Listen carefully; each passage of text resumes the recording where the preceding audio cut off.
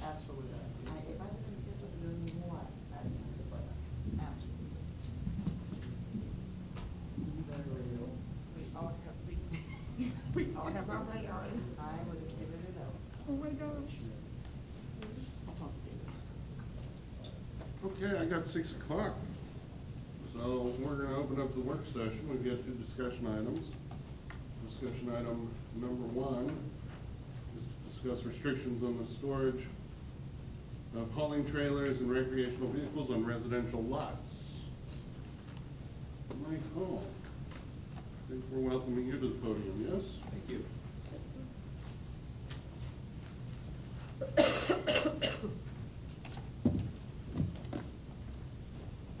Okay, I'll get right into this.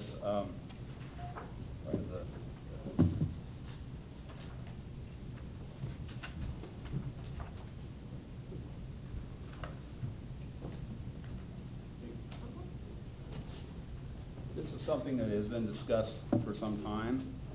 You've had a number of people come to the podium and make their thoughts known about it.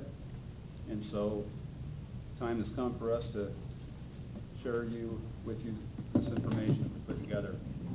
So some questions staff is asking you tonight is, are Gardner's current regulations too restrictive or not restrictive enough when it comes to trailer and RV storage on residential lots? Should there be greater flexibility for parking in the front driveway, such as by allowing some small trailers or changing time limits, or even more than that? Is there a need for setbacks or screening inside and rear yards? So the purpose of these regulations is to maintain the residential character of residential areas, protect the quality of life and property values, and prevent visual clutter. Regulations and proper enforcement may prevent hazards due to site obstructions, such as the case potentially with large RVs. These statements of purpose are presumed at this point because they're not articulated in this way in the ordinance, just so you know that. So just some photos just to show you what the situation looks like.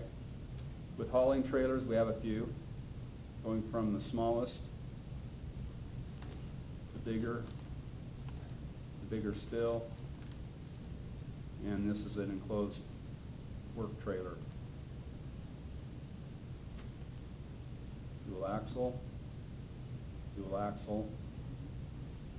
Now recreational vehicles, a boat, large trailer, a large motorhome. We're going from the smallest to biggest. Gardner's current regulations, parking is prohibited in the driveway and the front yard as it's defined, except for short-term loading, which is defined in the code as 48 hours within a 30-day period. Storage is allowed in side and rear yards with no required setbacks, screening, or paving requirements. Code does limit it to 1 trailer or RV on the property. This aerial view of a residence shows you how the front yard is defined. It's everything from the very front of the home to the property line. Storage is not allowed where it's shown in the red rectangle. Gardner Code does allow the storage of a trailer or an RV in this location shown here. It also allows it in this location here. Keep in mind that trailers and RVs are permitted to be stored in those locations, whether there's a fence there, landscaping around it, or whether it's screened, with no setbacks. We looked at a number of different cities and how they regulate this type of thing, both inside Johnson County and outside Johnson County. Of the 8 other cities studied, and you should have received a booklet that includes a chart that compares those cities. Of the 8 other cities studied, most restrict trailer and RV storage in some way. Most do not permit storage in the front driveway. Lenexa, as an example, requires extensive screening and is the most restrictive. Olathe allows parking in the front if there is not reasonable access to side or rear yards. So in some ways, the Olathe code is a little less restrictive than Gardner's. One thing I will mention is that Overland Park allows more than one vehicle, but only if it's screened properly. Most of the others do require setbacks in some way. So some general staff conclusions and recommendations. Keep in mind that storage in the front yard or driveway is the current major issue in Gardner. So of the people that I've seen speak to you from the podium and the phone calls I've received, it's really about parking in the front yard or driveway. It doesn't really have a lot to do with the rear yard. Requirements for setbacks or screening for side and rear yard storage should be considered, but I will tell you that'll make compliance more difficult because in some cases people do not have fencing or landscaping, especially on a lot of these lots in Gardner that are more recently developed. Staff does not recommend allowing long-term storage of trailers and RVs in the front yard or driveway because of their visual impacts. One potential approach to lessening restrictions would be to lengthen the time allowed for temporary storage, such as the time allowed for loading and unloading. So again, these questions, are Gardner's current regulations too restrictive or not restrictive enough? Should there be greater flexibility? Is there setbacks or screening inside and rear yards? One thing to keep in mind, of course, anytime you're considering regulations like this, these are obviously, for the most part, not life safety regulations. So I think it's important to consider the values of the community, obviously, and that might go without saying. But I will tell you that these are staff's recommendations. And with that, I'll take any questions or comments, or just get out of your way. So, Mike, I have a quick question. We've heard, I've heard from 3 people, 2 people who have come up and made public comments, 1 person who has called me regarding this. All of them in favor of more lenient restrictions. From your perspective, from a code enforcement perspective, how many complaints do you get in regards to this particular item? I mean, so I'm assuming there's other people in the community who are against this, but I just haven't heard from them, so I'm looking for your perspective as to how big of a deal that is. That's a good question, and I think it's an important question. I would say that less than 10% of the cases that we look at, probably less than 5% of the cases we look at come directly from complaints. On the other hand, we also get complaints if, let's say, neighbor A complains about neighbor B. We go out and issue a notice to neighbor B, but we don't address the trailer parked in front of neighbor C's address. Right. We enforce neighbor B's violation, and that neighbor is asking, well, why aren't you enforcing neighbor C? So what we try to do is we don't just respond to complaints. We try to head that off by, if we see these parked in the driveway, we will issue a notice. And you're saying that from a complaint perspective, it would probably be less than 5% for this scenario? I would say less than 10%, possibly less than 5%. Okay. I want to That's an estimate. I want to follow up on Christie's comment more, though. Do you receive more input from people complaining about not being able to store a trailer, or from people complaining about their neighbor storing a trailer? That was the one that I was a little bit more interested. Which one do you receive more community input from? Let's phrase it that way. Well, I personally talk to the people that aren't happy with receiving a notice, because I generally don't talk to the people that are complaining about seeing a trailer. Right. That goes directly to the codes inspector, and then that person handles it themselves.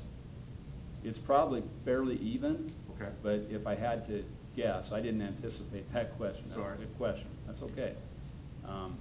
My guess would be that we hear more from the people that receive notices and ultimately citations than we hear from people complaining about others parking their trailers. Sure. Is it complaints about parking in a driveway or complaints about parking in the street, or both? It can be both, but community development doesn't really address parking in the street, that the police department enforces that. So I'm really referring to parking in a driveway or in the front yard.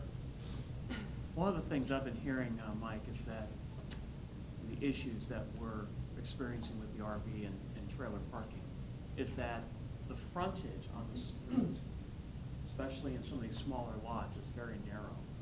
And these individuals who have these RVs and trailers feel that they don't have the ability to get back to their, back to their backyards unless they tear down fences or, are coming very close to their homes. Mm-hmm. Which is why I was very interested in Olathe's provisions, which allow some flexibility in the front if they can't get back to the back. In your opinion, just taking this from that perspective, what do you see as a value of maybe moving towards Olathe's ordinance, if there is any, if for no other reason but to lessen the impact on homeowners that do own RVs or trailers? I'd say in most cases, and I'd say this is mostly with new construction, because new construction, we know what the standards are, we know what they've had to comply with. The setback is 9 feet, and that's enough to fit a trailer or an RV around the home. In some cases, there's a fence that's been built, or there's landscaping in the way, and so, although it might be physically possible to find a way to get to store the trailer or RV in the rear yard, it might mean removing a fence or a tree or something like that. And sometimes it's just inconvenient. Some folks that do have the ability to do that don't want to have to There's go also to their backyard. Yeah, I've also heard of some situations, especially down south, where there's drainage issues in some of the yards, and so when they try to park something in the back, it literally sinks into their ground. Mm-hmm. And unless you put and then you have to put in the drive or the gravel road or something in the back, which then takes away from, the use of the backyard as well. So, I mean, there's a few concerns here, and that's one of the main ones I've received. In our particular neighborhood, there's several trailers parked in driveways and, in the side, the front yard, but toward the side of the house. And I asked him, I said, well, what's the situation here? And he said, well, it would just be too cost prohibitive and, difficult for them to be able to try to get the trailers and the RVs in the backyard because of the weight of the vehicle or because of the soil. In some cases, there's sprinkler systems in the back that they can't drive over those sprinkler systems; it'll crush the pipes. So that's kind of why I was bringing up the Olathe ordinance. And I've heard similar feedback, especially about soft ground and ruts. I would say that under Olathe's ordinance, that wouldn't necessarily be enough to not require it to be parked in the rear. In some cases, especially in Olathe, the lots are too steep. Yes. There are elevation differences, and also there are a lot of older homes built on smaller lots that don't conform to current setback standards. And in some cases, in a lot of older neighborhoods and gardens, the same thing. We have a lot of neighborhoods where the setbacks aren't that great because of their older homes and smaller lots. I would say that's true.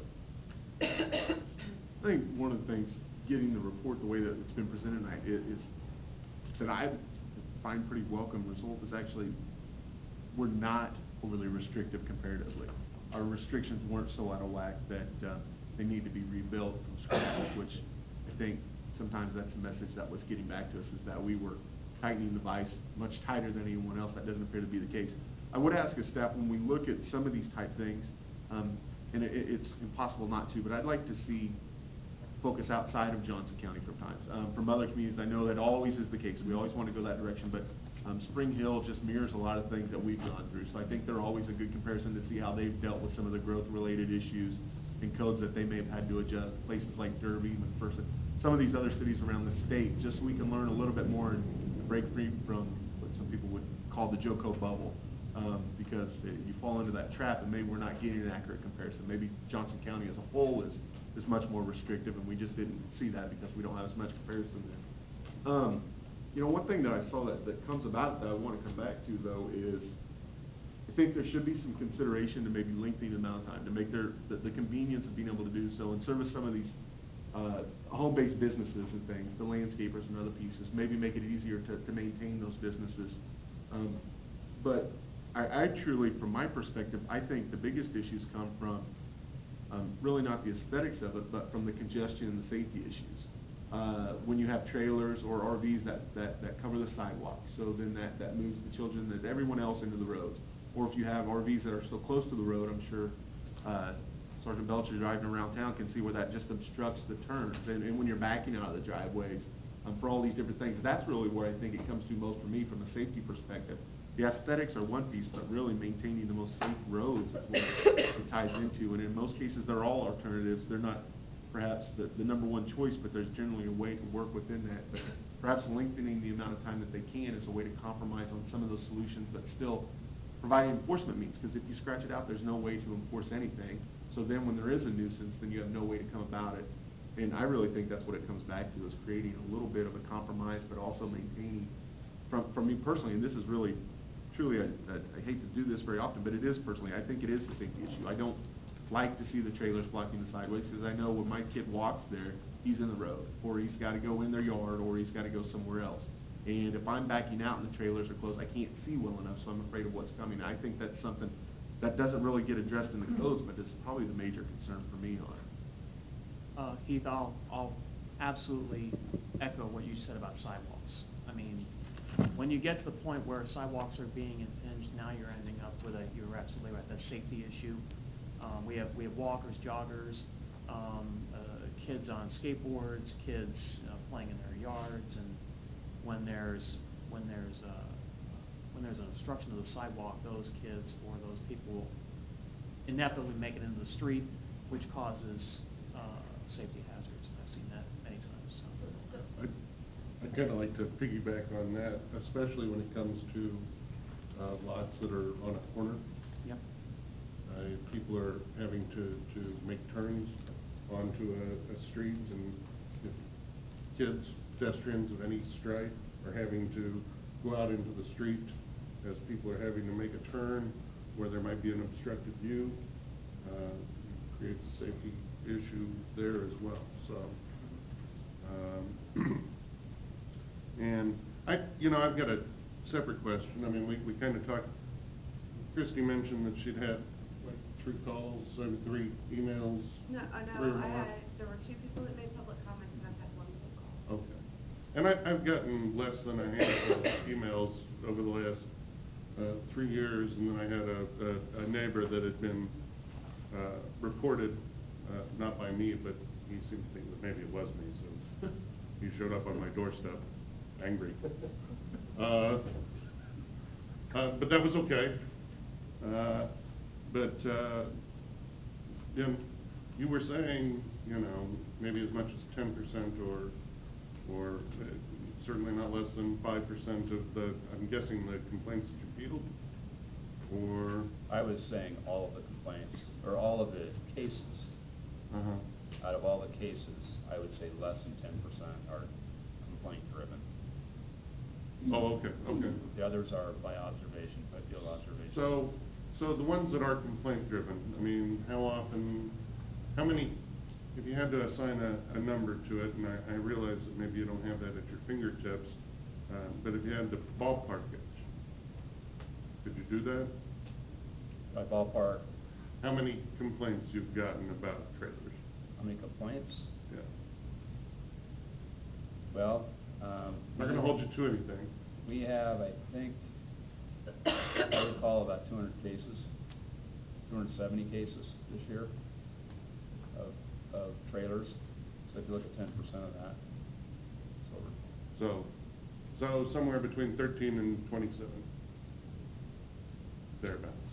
Yeah, I'd say that's probably an understatement. And if you'd like me to, I can provide that information, but.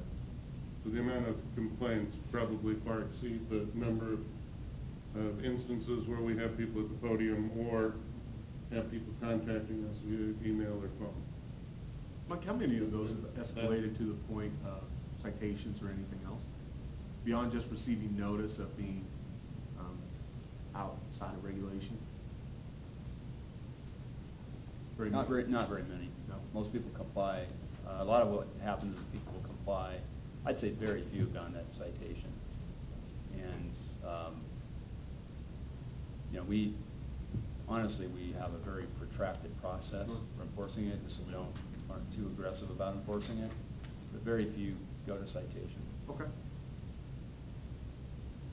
Christie, you got Yeah, something? I guess, here's where I am on this, and from a safety perspective, I mean, you drive around town anytime, and there's cars blocking the sidewalk. I mean, Yep. to me, this is a pretty, I think from a trailer, camper, whatever, recreational vehicle perspective, you just simply say, we don't want you blocking the I mean, nothing blocks the sidewalk. I don't care if it's a car or a trailer. I agree. You I know, and- absolutely agree. I mean, so, I guess I'm of the camp, my personal opinion, if I wanted something like that dictated to me, I'd live in a homeowners association where they dictated it. And as long as I'm meeting, you know, certain requirements, not blocking the sidewalk, most of those people, I'm assuming all of them, pay personal property tax for those vehicles, pay property tax on their home, and for us to say that they can't park them in their driveway just makes absolutely no sense to me. Chris- If they're not blocking the sidewalk, I mean, Do you know. differentiate between the sidewalk and street parking? Well, see, that's the other thing I was gonna say, because from my perspective, I mean, you could drive through my neighborhood and people park on both sides of the street, that's more of a danger to me than somebody blocking the side. You know, I think there's a lot of, if we wanna address safety, I think there's a lot of things that we can do. You know, I just, Yeah. I don't know, I think somebody having a trailer parked in their driveway, as long as we set some guidelines for that, I just don't see that should be a big issue. Personally. So I would say that there are ways you could write the code so it addresses the safety issues, Mhm. rather than just the aesthetic issues. Well, I'll absolutely agree. This might be the first time I've ever completely agreed with you on this. I mean, this is awesome. I mean, really, you are absolutely correct. I mean, if it doesn't have anything to do with safety, and if it's aesthetics driven, there are homeowners associations, deed restrictions that can be built in, restrictive covenants, whatever, into these subdivisions that would take care of that. But if it's just for aesthetics, or for, you know, beautification of the neighborhood, I don't see that necessarily as a compelling reason to start issuing citations to homeowners. I think that, you're absolutely right, Christina, they pay taxes, they are complying with state regulations, and as long as they're up to date with their registrations, I don't see a problem with that. Now, if it goes into the street or into the sidewalk, that's a completely different issue. Then it impinges on individual safety, so. So what I'm hearing from you two is allow it in the driveway as long as it's safe, Mhm. and, basically no limit on storage time. That's my opinion. That should be at the discretion of, if there's a neighborhood association, it would be falling under restricted covenants. Other than that, I don't see a problem with that. Over here? Yeah, I hadn't had a chance to weigh in, but I, had written down before I came in that I was fine with the driveway as long as it wasn't in the sidewalk. All those pictures you showed, for the most part, I'd be okay with. I think there was the last couple that really were in the driveway, and like this one, I think maybe it's the perspective, I can't tell, but this one is getting close to the sidewalk, so I would maybe think no for that one. But most of these, and that one, obviously. Blocks the sidewalk. But if it doesn't block the sidewalk, I'm okay with it. Personally, I'd much rather have my neighbor park their boat or RV in their driveway than like on the side yard that we share, and then I'm trying to fight around it and mow and do whatever. I'm in agreement with Christie and Steve. Yeah, I would say, you know, there's the one where the trailer and the truck are still connected and the truck's blocking the sidewalk. Well, now, right. That would be a problem Right. for me as well. If you wanna have your trailer, you're gonna have to disconnect it from your truck if it's going to block the sidewalk. The bigger concern, I run around my neighborhood all the time, and the biggest, we do have quite a few trailers, not like this, not this length, and the setbacks are better, but cars blocking the sidewalks are a much bigger problem than the trailers. And you'll see 4, 5, 6 cars blocking a driveway into the street. Well, and that's maybe something that we need to bring up at a different That's session. correct, that's correct. Because, Different ordinance. It, Yeah. well, it would be similar, it would be still under the same set of regulations, but yeah, but not what's on. not what's on this, but I'm saying that this is a relatively small problem compared to. Precursor. Yes. Yeah. Okay, so that, does anyone have problems with the way the current regulation reads in regards to allowed in the side or the rear yard? Paving requirements? Size? Limit on number of trailers and RVs?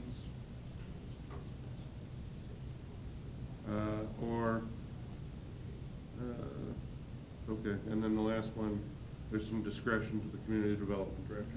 Any problem with the rest of those? I think we've got, Number of vehicles, right now we're capping at 1, correct? one trailer, like, you might have 2 jet skis on a trailer. Okay. But yeah, we're talking, RV and then boat? Yeah, that's kind of what I was getting at. Yeah. If you have an RV and you have a boat on a trailer, that would not be permitted in any circumstance. You wouldn't be able to do that in a driveway Not- without obstructing a sidewalk, unless you got. Well, unless you're parking in the. If you're parking one in street. the back, you can. Well, we Or didn't unless the cars are. discuss street parking, I mean. we Well, were no, talking I'm- about the Do you residential. mean if you have a camper in the back and a boat in the front? Correct. Right now, that's not allowed under the current ordinance, am I not correct in that? What was the question? I was looking up. If you have a trailer in the back and a boat in the front, that's not allowed in the ordinance. That's my understanding, yep. Yeah. But what if you had them both parked in the back? I mean, the ordinance today doesn't allow anything in the front, so what if you had a trailer and do we limit the number of recreational or utility trailers? Yes. Yes, two Okay, cars. on the property? Limited to 1 on the Okay, property. okay. Yeah. Correct. Okay. I might wanna change that. Yeah, I might up it to 2 instead of keeping it at 1, because a lot of people who have an RV One seems or pretty a trailer, restrictive. you We're know. gonna have other things too, maybe. How about one in the driveway, one on the side or the back? I got no issue with that. I'm good with that. We have concurrence. Okay. Fantastic. That enough information for you, Mike? I have one question. So are you saying that you can have no more than 1 in the back, in the rear? Yeah, you can have one in the driveway and no more than one in the property, either on the side or in the back. And I want to make sure, none parked in the front yards, beyond the driveway. Right. No. Right. Right. But can you have 2 parked in the rear yard? No, I think we're, Just 1? Okay. We're basically 2 saying, total. yeah. 2 total. 2 total and, okay, I got it. And we're gonna leave the ordinances regarding parking on the roads as is. we're gonna have to work session a different time about that one, Oh, okay. because that wasn't part of the discussion this evening. This one doesn't write anything about trailer parking on the street? Okay. What the current code says about parking on the street is no more than 72 consecutive hours. So, and I think that, And it's gotta be that way if you've got a moving van, for example. Right, no, so you could tighten that up a little. Well, Okay. could you pull out of the code what the restrictions on the street are and email it to the governing body? Sure. So that we can look at it and then we'll decide at the next council meeting whether or not we want to work session on it. Sure. Sound good? Sure. Right on.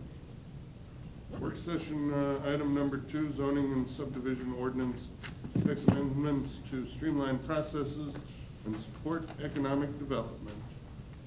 Mike, you're still at the podium. Okay. Turn it over to you. Okay, this is could be a complicated question, because there are a number of different issues. So I'm gonna try to go through part of it rather quickly. I think the more discussion would be around the issue of the site plan review. So questions for the governing body: should staff proceed with drafting these proposed amendments? Keep in mind that if we get direction, we could bring those back to you, but we could also just go ahead and go on to the planning commission. We'd have to advertise a public hearing for the planning commission, and then it would come back to you for a decision. Which site plan application should be approved by the community development director? Minor applications are relatively small changes to existing site plans, which is pretty much how it is today. All but the largest are the relatively complex projects, or all site plan applications. Okay, can we hold them here for just a second and talk about this, like, one at a time? I will be going through each one of these, Oh, okay. so you'll get that opportunity. So the first one is reductions in parking requirements. Currently, if there's a parking required, number of parking spaces required per square foot of new construction. Just as an example, it's one space required for 250 square feet of service floor area for a retail use. That's just how it is. So if someone has a site that they're trying to develop, or let's say they're trying to add on to a building, if they don't have enough parking, it's not permitted. They cannot do that unless they apply and receive approval of a variance from the Board of Zoning Appeals. So what we're recommending is that instead of exceptions to parking requirements being approved by a variance, that they be approved by a conditional use permit. Conditional use permit is decided by the governing body upon a recommendation and a public hearing by the planning commission. The thing about variances is that they require, or approval of a variance by statute, as well as by our code, must be based on findings of hardship and unique circumstance. And these findings are very difficult to meet. CUPs, I've already mentioned that they're approved by the governing body, but I will say that CUPs are based on criteria that are probably a better fit for parking issues and are not deaf to anybody who wants to try to get an exception to parking standards. There's a way to do that. So we are recommending that change be made. We think that there could be applications for building a building, say, on a small downtown site, and parking requirements could be a real obstacle to that. Design standards for residential development. Design standards, the city has a set of design standards that are adopted by reference within the actual code. They're attached to the code. We use them regularly. There's guidance in the design standards as to how to use them on what types of buildings, what types of land uses. And some of them do apply to single-family residential development as well as two-family residential development. So we're recommending that we delete, for example, development from the design standards requirement that side-by-side transitions between materials, such as a transition from brick veneer to wood lap siding occur at interior corners. So this is a photo of a house where the transition is not there. As you can see on the facade surrounding the garage opening, there is this brick veneer. Very common design treatment. It's used to break up the monotony of a facade, to add a little bit of design interest. The transition between these materials is not occurring at an interior corner, so it does not comply with the design standards currently. Here's another example of brick veneer on the facade around the garage openings. It wraps around the corner but does not transition at the interior corner. This is an example of what we're talking about. This is a plot plan. The bottom part of the plot plan is the front lot line, just so you know. So as you can see, there's an arrow that shows you where the brick or stone on the facade surrounds the garage opening, and the arrows indicate where that transition would need to take place based on the current design standard. Here's another example. In this case, The front of the lot is pointing upward on the plot plan, and this diagram shows you where that transition is required to take place. I do not understand the purpose of this entirely.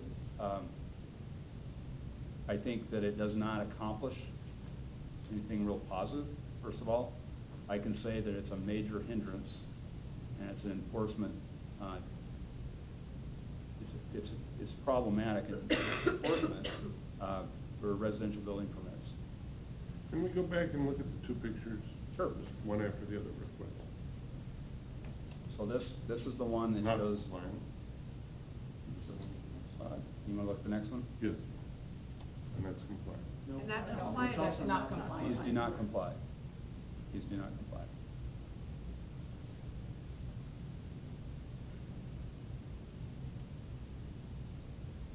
Well, this was public hearing. Okay, so, those are the first two. So the next three, all are affected by how the applications are reviewed by the planning commission and in some cases by the governing body. So the first one, administrative approval of minor land, that's why, let me back up. Administrative approval of minor land divisions, concurrent review of preliminary development plan and final development plan, and third is give more authority to community development director to approve site plans. So it's important to kind of understand the schedule. This is a schedule that's adopted by the planning commission, and let's take the first date on there. This is an example. The application deadline is December 18th.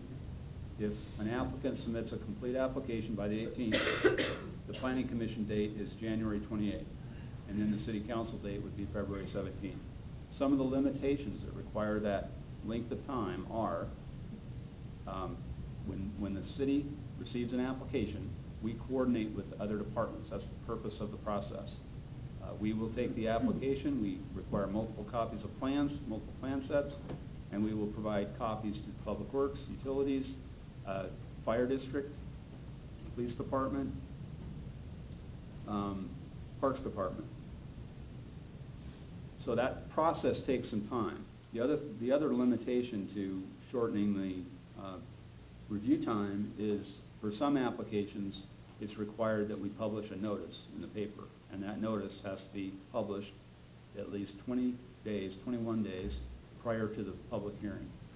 We also have to mail notices to surrounding property owners within 200 feet. So that's a limitation to shortening the time frame. The second limitation does not apply to site plan review or final development plans, because those do not require public hearings. Administrative approval of minor land division.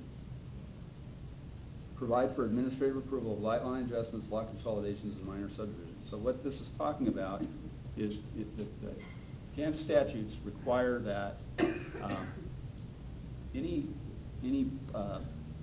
subdivision plat where there is right-of-way being dedicated or easements or right-of-way being accepted by the city, those are required to go to the governing body by statute.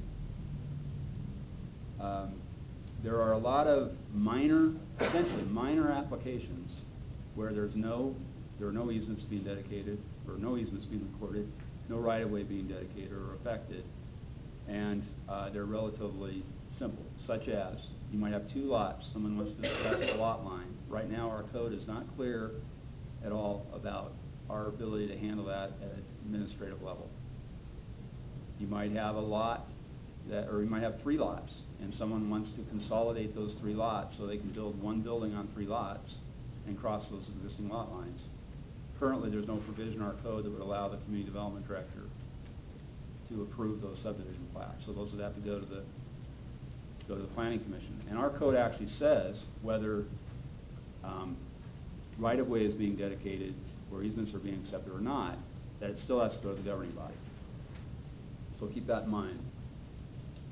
This is the application process for a final plat. If you look at from the first day where an application is submitted, complete application, it takes typically 40 to 41 days to get to the planning commission decision. This is assuming that the application is submitted on the deadline. So if the application is submitted a week before the deadline, you can add 7 calendar days to that. And it takes 62 to 70 days to get to the city council for approval of the final plat. So administrative approval of lot line adjustments, lot consolidations, and minor subdivisions could reduce the processing time by more than 50 days, potentially. Can you repeat that again? Well, if you were to assume that the community development director could approve the final plat in 10 days, or even 20 days, administrative approval of lot line adjustments, lot consolidations, and minor subdivisions could reduce processing time by more than 50 days. That's one way to significantly streamline applications. Keep in mind, we do not get a lot of applications that would meet those criteria, but there are some out there. Concurrent review of preliminary development plan and final development plan. Shorten the processing time for development in plan districts by allowing concurrent review of these. Preliminary development plan is required anytime there's a rezone to a planned district. Those are required to be accompanied by a preliminary development plan. Anytime there's a change to a preliminary development plan that's significant, and it doesn't take much for it to be significant, it would have to go back through the process. The final development plan is a more detailed set of plans consistent with the preliminary development plan that follows on the heels of the preliminary development plan. The preliminary development plan process, similar to the final plat. From the first day of the application is submitted by the deadline, we're on the deadline, the process typically takes 40 to 41 days getting an approval getting a recommendation from the planning commission. And then that goes to the city council, and the city council potentially makes a decision in 62 to 70 days. Final development plan, again, this does not have to go to the governing body. Those typically take 40 to 41 days. That's if they're submitted on the cutoff or on the deadline. And therefore, and currently the way the ordinance reads, those are handled in sequence. Preliminary development plan first, preliminary development plan is approved, and then a final development plan is submitted and reviewed and approved. So allowing concurrent preliminary development plan and final development plan review can reduce processing time by 40 days or more. Keep in mind that if there is the final development plan, if it was to be handled concurrently, the approval would have to be contingent on the preliminary development plan being approved. If the governing body makes a decision to modify the preliminary development plan considerably from what was approved, what's shown on the final development plan, that means that they would have to come back. I would say that's just something to keep in mind. That's probably going to happen in the fewest cases rather than most of the cases. Real quick. Wouldn't this be especially helpful in the instances where the plans that are being submitted are substantially within or entirely within, the design standard and codes that we've already got? And so if people come in, understand how they're supposed to develop the way they're supposed to develop, they can be done. That's a built-in incentive.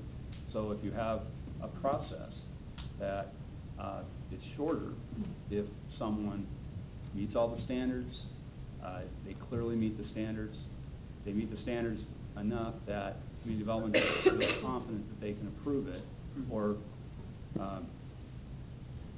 even in the case of a preliminary development plan, that is an incentive for them to comply with the standards because they know that they will meet with fewer delays.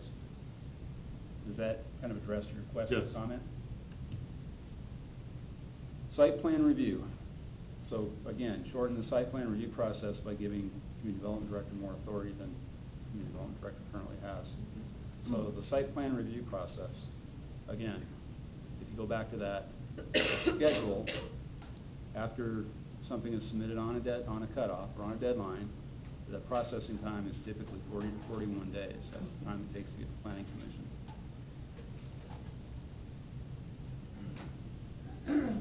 So, if you were to approve something by the community development director, and there are some currently, modifications to existing site plans, for example, or minor modifications to an existing site, those are currently approved by the community development director.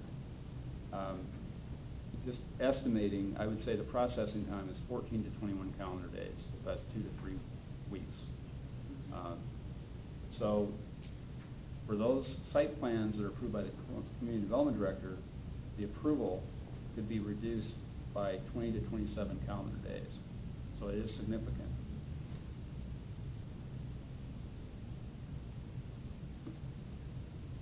Keep in mind that the planning commission will very likely want to review some, if not most, site plans.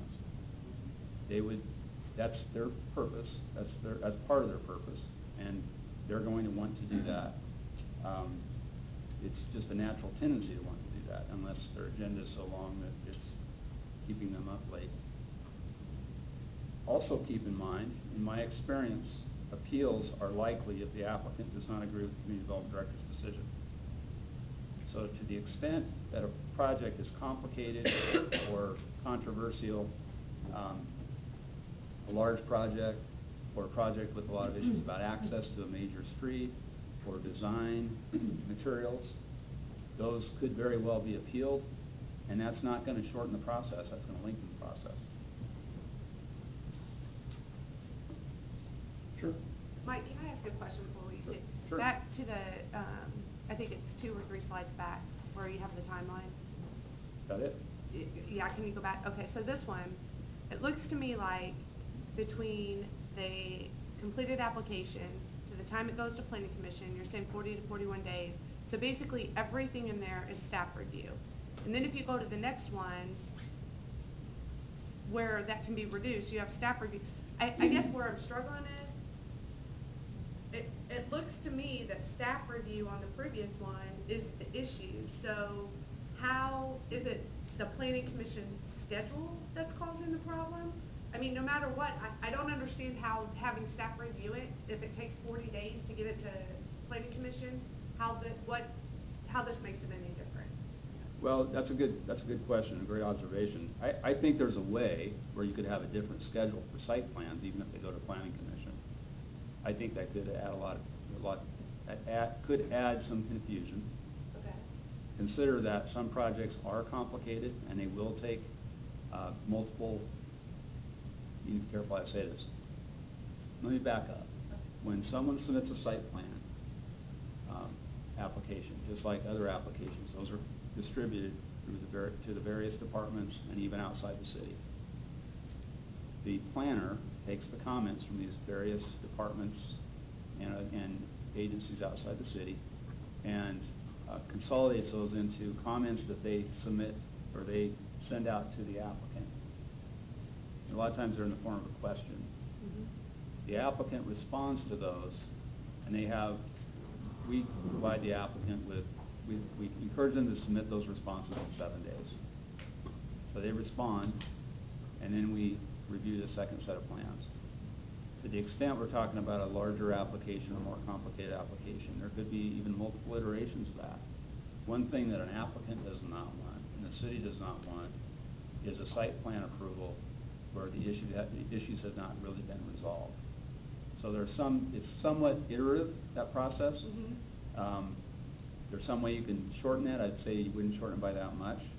That's why when I say the processing time is estimated to be 14 to 21 calendar days, if that is dependent on how quickly the applicant responds to questions or issues in their application. So I guess what I'm really trying to get to is, okay, let's just say that took 21 days. I think the issue then is you may have everything finalized, but the planning commission doesn't wait for 2 weeks, and so that's what's adding. So I guess what I'm really trying to ask is, would the planning commission meeting more frequently resolve this issue, or is it, you know, resolve this time frame issue, or not? Or are there things that internally we need to do, no matter what, to try and resolve the time frame issue? My goodness. But keep in mind, so when an application goes to the planning commission, we have to write a staff report, and we prepare the packet in 1 week. We finish the packet in 1 week before the planning commission meeting. We deliver the packet the Thursday before the planning commission meeting. So you do lose a week there. Mhm. In my opinion, by adding another date, you're not going to speed up the process by adding a date. If our agenda was really full, that's still an option. We could do that. Mhm. I think we could do it now, but we can do it now because the planning commission chairman can call for a special meeting, hold a special meeting.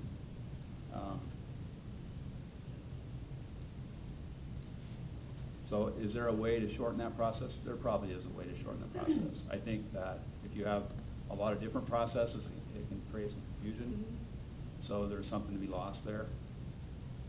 You might be able to pick up a week. I'll kind of piggyback on, you actually brought up something I was gonna bring up, which is, if we've got a problem with time delay with regard to planning commission review, just increase the number of planning commission meetings. I don't see any reason why, especially now with the upturn and the additional permits that are being, issued, why the planning commission isn't meeting twice a month now. Because I know their docket is pretty full, and I've even received correspondence from the chair of the planning commission saying that would be something that would need to be considered at this point. So, I mean, anything that takes away decision-making or recommendation authority from a third party, to me, is not necessarily a good thing. I mean, yeah, I know there's not very many disputes of recommendations from staff, but unless there's a robust process by which those can be addressed, I think it's not the most wise decision to put all that authority into the hands of administrative staff. That's just me. There's a planning commission for a reason, and I think that if we can increase the frequency of the meetings and maybe streamline that portion of the decision-making process to have reviews happening faster, that'd be the best way to go on this. But that's just my own personal. Well, as you know, I came from the planning Yeah. commission. I think the planning commission provides a valuable service. Yes. It vets the issues, it does a lot of the stuff beforehand. I would agree. I think if we're trying to streamline it, and I too got the email from the chairman of the planning commission, then maybe we do need to look into some additional meetings when it warrants. And I don't think that there's a problem with asking the planning commission if they'd be willing to meet more regularly. I will say that, the idea of speeding up the approval time is part and parcel with the streamlining of the process. Correct. It's been outlined during the comprehensive plan and the economic development strategy. Absolutely. Well, I think there's some of the first items that he mentioned, I would be for streamlining. Mhm. Like the parking lot spaces, and maybe the design standards where the facade to the interior. I mean, there's some of those I'm for right away, but some of the stuff that, the last couple items. Yeah. we should still go through I think those. we've got some more discussion to have about this. We're gonna be having a regularly scheduled meeting at 7, and quite honestly, I need Let me share one thought before we do that. I think there's two things, Mike, when we come and look at this. Tori hit it. The first couple of things, the conditional use versus the variance, I think those are fantastic. We've all agreed a dozen different times that we need to shorten the process from a competitive standpoint. But one thing that I saw, two specific things I saw as a drawback to the way it was proposed tonight. We lose one level, I think, of checks and balances, which is important to a lot of people that are participants, either as observers or participants in the process. Number two, when it's approved only by a director or administration level, you also lose the opportunity for citizen engagement and input. because there is no public hearing, which I think is actually a pretty valuable resource for the opportunity, although I'm sure, Adriana could contest those planning commissions or the public comment is thin and far between, but by removing that opportunity, I don't know that you're doing a service in there. So those are my two concerns from that piece of it that you want. So I wanted to get that out there for thought this evening before we recess for that. Yeah, and I do wanna pick this up after the regular council meeting. Christie, go ahead before we take this. Well, and I don't know, Mike, and I'm sure you don't have them now, but I think one thing that would be helpful for me as well is to see some specific examples of what you're talking about. I mean, I guess I see this and I feel like it's kind of all or nothing, and I'm not saying that there's not value in maybe looking at some smaller things, but I just need to see examples of what that would look like. Examples of when it would be appropriate Right. for administration And maybe that's approval further in here, versus. I don't know. It's not, that is not in my slides. I can tell you, I can give you some examples, but if you'd like, we can wait until. Oh, yeah, that's the fine, regular meeting. that's fine. Sure. Because I know of some examples. Okay. Taking from the abstract to the concrete is really what we're looking at. Right, right. Okay. All right, let's take a minute and then we'll get started here in about 5. Thanks. Thanks, Mike. Thanks, Mike. Well, We'll see you back